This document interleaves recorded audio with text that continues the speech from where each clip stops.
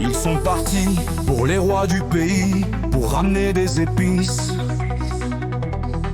et du maïs, pour découvrir de nouvelles terres et des espèces étrangères, pour voir ce qu'il y avait au bout de la terre, voir si c'était le désert, pour installer leur religion et étendre leur adoration. Les grandes découvertes ne sont pas toujours chouettes. Il n'y avait pas beaucoup d'espoir de revenir au point de départ. De nouveaux bateaux sont plus hauts, les voiles des caravelles, on les vend de loin, elles ont belle.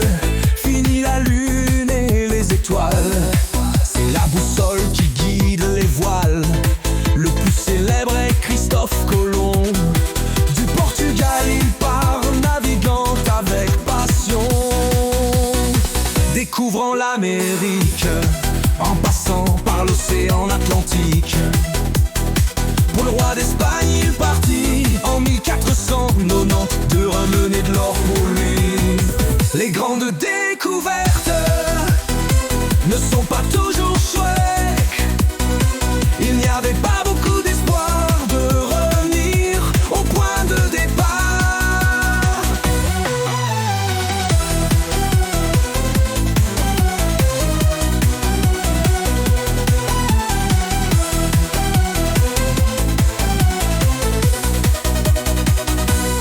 Magellan a fait le tour du monde, prouvant que la terre est ronde. Cette expédition était de 1500 à 1522.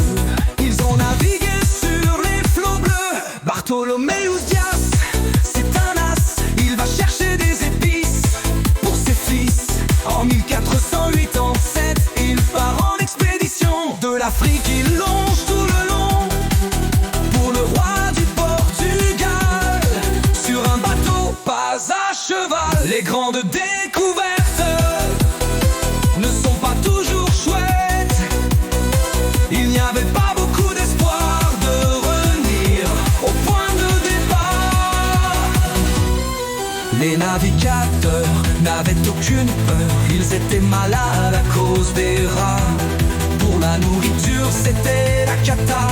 Ils ont amené à l'ouest la variole et la peste. Ils ont ramené du cacao pour nos chocolats chauds. En Amérique ils amènent du thé, pour la patate, le caoutchouc et les dindons nous ramenaient.